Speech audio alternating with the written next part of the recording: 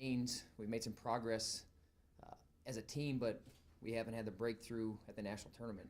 And that's what, since the national tournament got over last year, I guess the thing that we can build off of is we've had guys in there daily, working and getting better, doing things that we know need to be done.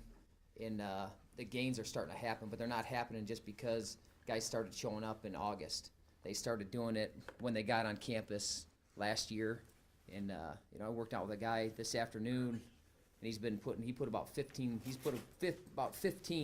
good months together, and now it's starting to really show. And that's what's happening in that room right now. That's what the excitement's about. That's why people are looking forward to UNI wrestling. That's why we had 200 people plus at a workout when we had a homecoming. That's why we have 50, 60 people at a booster club meeting. People are eager and excited about UNI wrestling, but we got to keep them that way. We got to keep them captivated, and I know our guys are going to do that because of how they're going to compete, and because of how they're training and prepping right now. It's November 1st, and guys are ready to compete. I can tell you that. We still got a couple more weeks of training, so getting these guys to understand we still got a couple more weeks of training it's a little bit tough right now because they're just chomping at the bit to get a hold of somebody else, and we just got to get them to relax a little bit. But that's a good thing that they're eager, and we got to hold them back a little.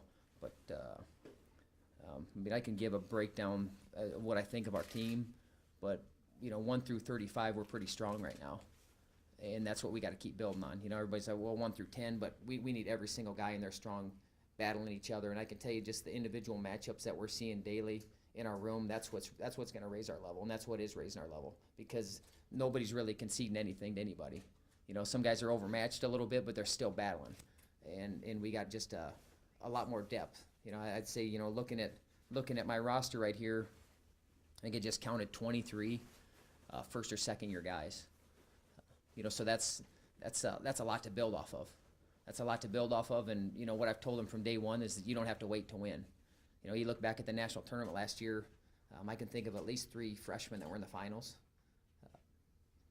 I can think of a couple of their sophomores that won 3 or 4, so you don't have to wait to win. And that's what I'm trying to make sure that these guys understand. Just because they're freshmen doesn't mean that they can't have an impact nationally. And these guys are planning on it. They're talking about it. Their goals are to do that. And I know that I look forward to helping them along the way to do that and to really put UNI wrestling back on the scene nationally. They're pretty good. They're a pretty decent team. Yeah, they're getting better. We want to be one of the best teams. And that's what these young guys are planning on doing. And that's what they've planned on doing from day one. And now a lot of these guys are going to get that chance in the lineup this year. And I know that they're looking forward to it, and a lot of other fans are looking forward to it too, of UNI wrestling and, in the state of Iowa. We're not about playing second or third fiddle to anybody in the state or in the country, and that's what we're working to do every day. I guess questions. What do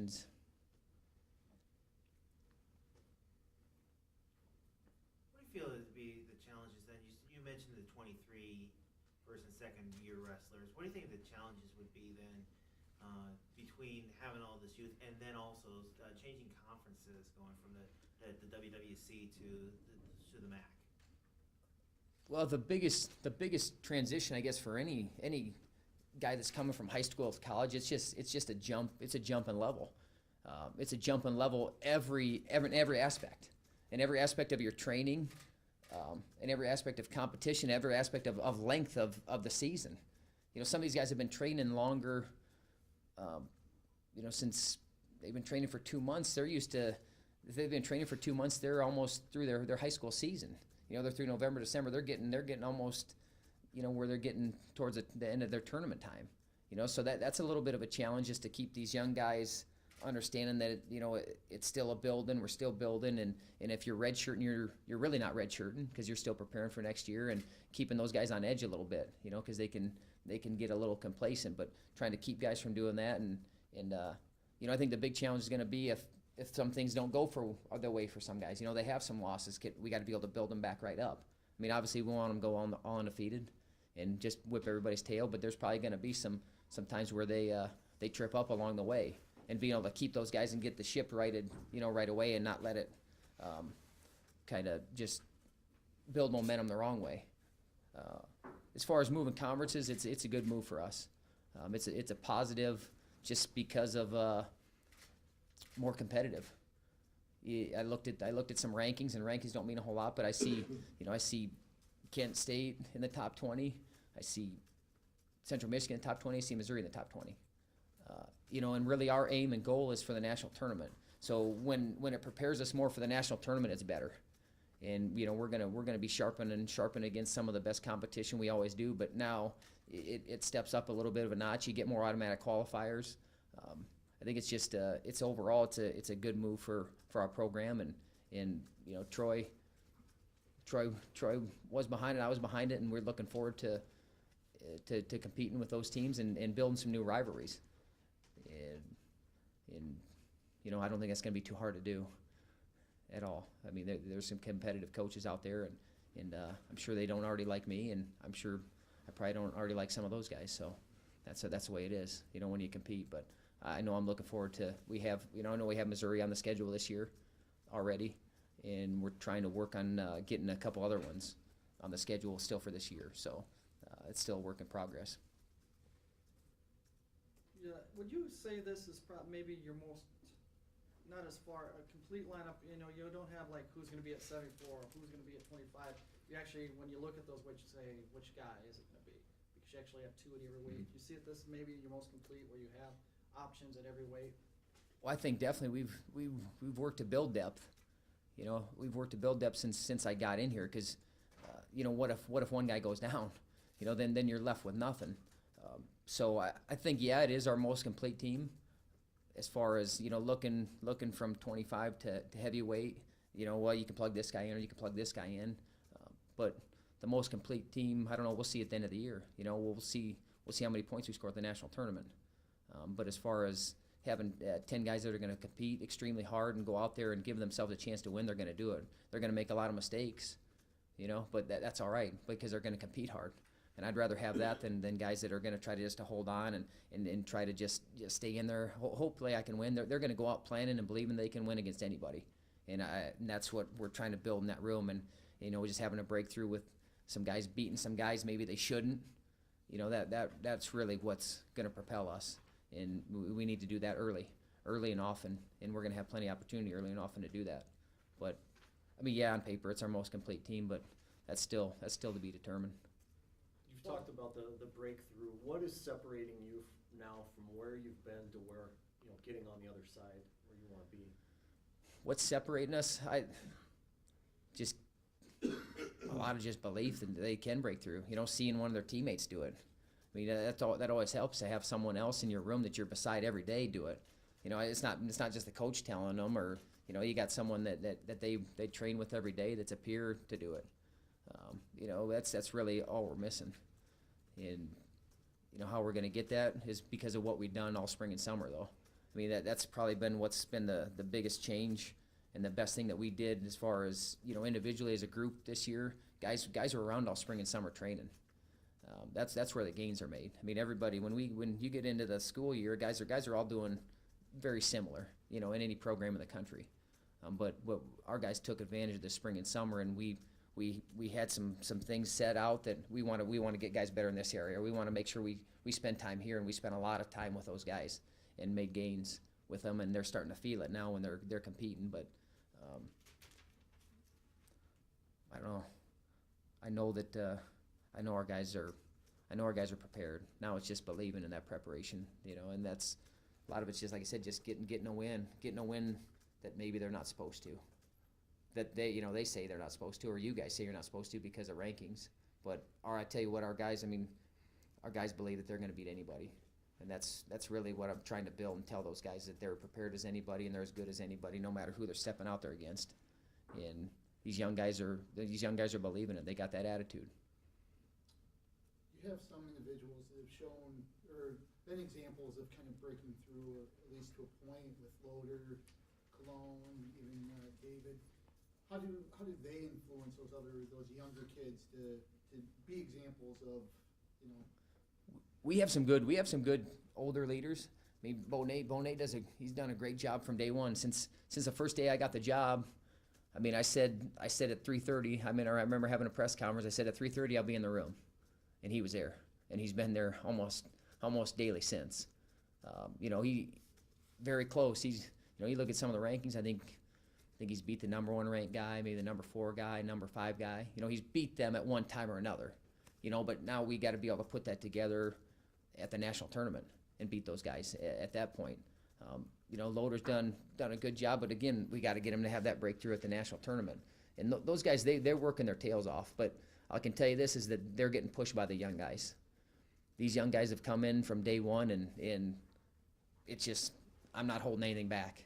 I got this opportunity this 4 or 5 years, and I'm not going to hold anything back. And they're really been one of the driving force in pushing some things and changing the culture. We got some good leaders, but obviously you can see there's been a lot of turnover. And the guys that are here, they're here because they believe in the program and where we're going with it. And these young guys are here because I want to be part of this thing that turns this thing around, and that's what they're planning on doing.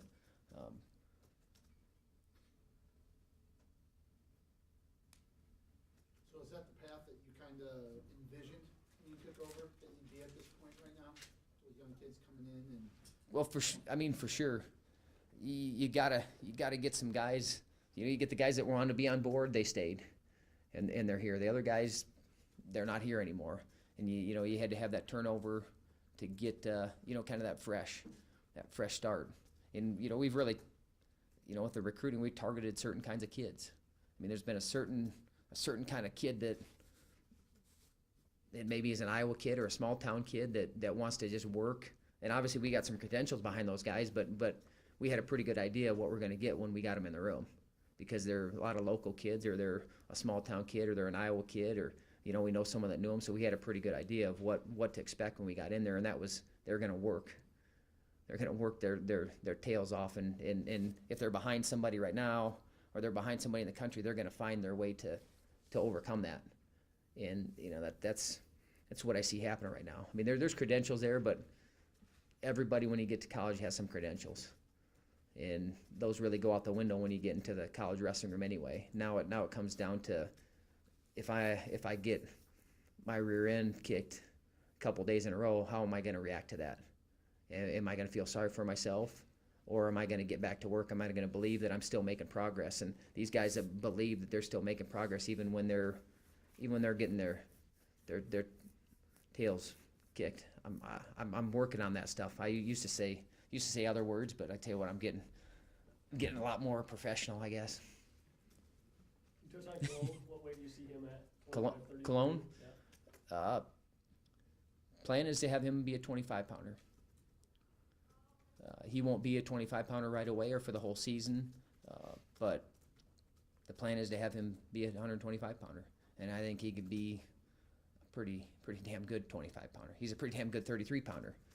But looking at the makeup of our lineup and where we have, you're talking about, you're looking, okay, you got guys, everybody's like, well, what are they gonna do for 25? And that's our plan. But we won't see him till Midlands in our lineup. But he'll still be competing some at 33. With the weight progression thing, he can still compete and get down, and he'll be down for Midlands, and that's our plan. He's been doing a good job with his weight. He's a guy, even if he doesn't feel that great, he still competes hard, and he still wrestles hard and wrestles through positions. And some guys, if they don't feel good, they collapse. They're done. They're like a marshmallow. I don't know. There's nothing to him, but he can still stay in there. So I know he's still going to be able to handle it, even if he doesn't feel very good. But I would put him up against anybody at 125, and I look forward to seeing him there. Is his ceiling higher there? He was a match for being an All-American at 33 last year twice. Yeah, the guy can win wherever he goes. So it's a little bit for the team too, and sometimes you got to sacrifice a little bit for the team. If I didn't think that he could handle it, then we wouldn't make that call. But I know he can handle it. I know he can be very successful. I know that he can put himself in a chance to win a national title at either weight. But then you move Wolfensberger into 33, his natural weight. He made it to the national tournament last year, and he got better as the season went on. I'm looking forward to seeing him at a 33. You know, he's a pretty big, strong kid, and he couldn't horse some of those 41 pounders.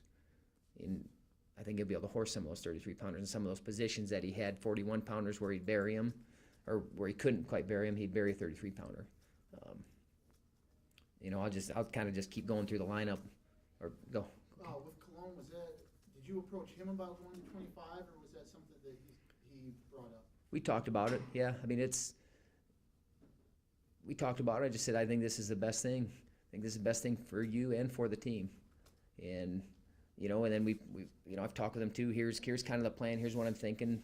When's the first time that you will actually compete at 25? When, you know, kind of how you'll get your weight down, and go about it that way. You know, so it's not we're just kind of throwing darts and we'll see what sticks. I mean, we got a plan for him, and it'll definitely help our team. I mean, if you look, like I said, the one probably glaring thing is 25. You know, and that shores that up in a hurry. And it's kind of, Will it be challenging for him to make that weight? not if he does it right, but that's always a challenge for anybody. I mean, you go look at McDonough. McDonough's a pretty big 25 pounder, but he's extremely disciplined, and that's why it works. And so if he's extremely disciplined, it will work, and he will be able to compete with the best guys in the country. But you know, that's a big if. But we just keep talking with him, we keep working with him, we keep bringing him along and making sure he's making the right choices and bringing that weight down the right way. And so far he's done a good job with it, but we got to keep from, you know, the big bouncing up and down. So that's kind of why we're easing into him a little bit. Which freshman you see having an impact right away? All of them. You name them. I think they all can have an impact. It's pretty broad. But you know, looking at our lineup, you know, it's kind of been my practice to redshirt guys. You know, I think they have that year. You know, if I was going to ever do it, I probably would have done it last year. I mean, there were some weight classes where, you know, it sure look a lot better to have that guy in that lineup. And, you know, we would have probably won some more dual meets. But in the end, what would that have got us? It wouldn't have got us a whole lot. I'm talking about national points and having an impact there and being able to beat All-Americans and national champions. And, you know, maybe by the end of the year, some of those guys would have been there, but, you know, had to make the call. But you know, we got a couple redshirt freshmen that have opened my eyes quite a bit, and I'm really excited about their future. And then we got a couple other ones that I tell you what, they're making some progress, and I'm like, okay, this is what we like to see. But as far as freshmen that can have impact, you know, we could have a freshman in the lineup at 41. We could have freshman lineup at 49. We could have freshman lineup at, you know, 57, 65, 74. 97 heavyweight. You know, so that's a lot of potential freshmen in the lineup. But to me, those guys don't know any better. Well, you know what? I'm gonna go out and I'm gonna compete hard. I don't care how I'm wrestling. You know, I'm not gonna get caught up into that. And like I said, they can have an impact right away.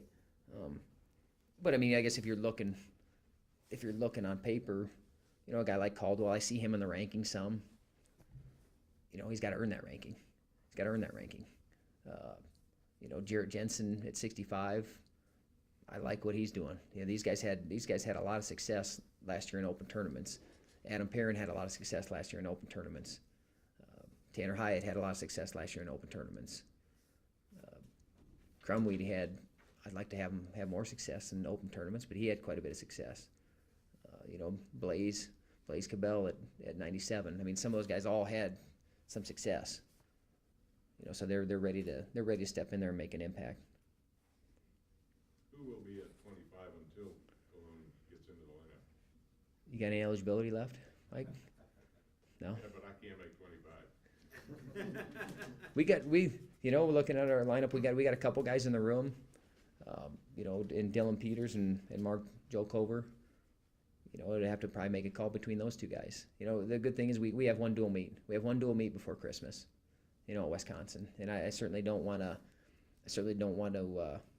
forfeit a weight class, but you know, we'll see. You know, like I said, it's been my practice to redshirt guys, and you know, Dylan Peters, we'll see. He's going to have a couple tournaments under his belt before then, but he's going to have to be lighting up everybody to put him out there, and he's going to have to beat Cologne to put him out there too. So I don't know. We'll see. I'll figure that one out. John, do you think, I'll say, wouldn't either of those two guys that you mentioned, Peters or Jacoby could, sorry, yeah, DeCulver, be, even if, Cologne gets down to 25, maybe those guys, since they're national 25s, would they be, how good, or how are they equal to Cologne? Well, you got to understand Cologne's a junior that's been a junior college national champion. He beat some pretty good guys at 33 last year. I've seen some good things out of Peters against him in the room, but I've also seen him get his tail whipped too. So I don't know. It's tough. I mean, you understand if you wrestle one match, you lose your red shirt. So we got to be smart with that too. So we'll figure it out. Or talking a red shirt. Yeah, I mean, like I said, it's pretty much been my practice to do that. I think we have a couple guys right now that we'll see how they compete in these open tournaments, but I think that they're pretty capable as true freshmen. There's been some pretty capable true freshmen coming out right now, like I said, and having an impact right away. I mean, what Ohio State did they wrestle 3 or 4 true freshmen last year? And I know a couple of them placed. So it certainly doesn't mean that anything's set in stone, but it's kind of been my practice so far.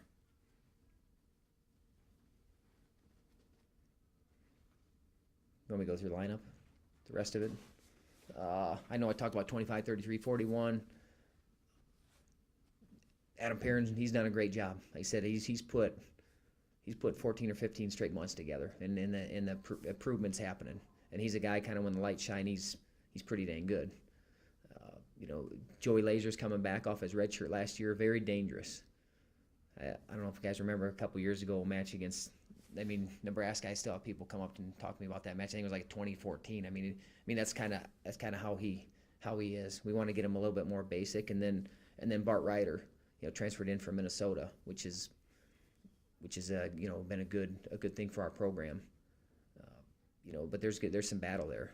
I mean, it's not going to be handed to anybody, and that's a good thing. It's a good problem to have, is to have some depth and have some guys that are pushing each other, and I can't really just kind of relax. It's my spot. It's just my spot. Okay, I'm just going to relax. Now I got someone else pushing me. So those guys, it's going to be a good 3-way battle between those guys. 49 right now, Clay Welter or Tanner Hyatt. Looking at it, and then Zach Witt's a true freshman in there. 57, Bonet, or he's probably going to be pretty tough to beat, or should be, but Taylor Berger doesn't think that, and he shouldn't think that. And then Kurt Moss is a redshirt freshman that he's steadily getting better. I like what I see out of him. 65, Riley Bannock was our starter last year, and one thing about Riley is he competes, and I'm going to say it this time, he competes his ass off every single match. I mean, that's what people love him. I bet you he's one of the crowd favorites. He's one of the crowd favorites just because of how he competes, and he did a lot of good things for us last year. He wants that spot. Jared Jensen wants that spot. Kyle Lux wants that spot. Again, you're going to have some battle in there. 74, Cody Caldwell or Austin Gelbach, who was at Iowa Central, came here. 84, Loader. That's probably one of the weight classes that we have probably some of the least depth. We got Loader and kind of McBroom, and then that's about it. 97. Ketman should get cleared about the second week in December. That guy's had some pretty bad luck, but I tell you what, I got a lot of respect for him. Just the fact that he's tore both ACLs. Now he's tore the other one for the second time. Last year we're getting close to the end of the season, and he broke his foot.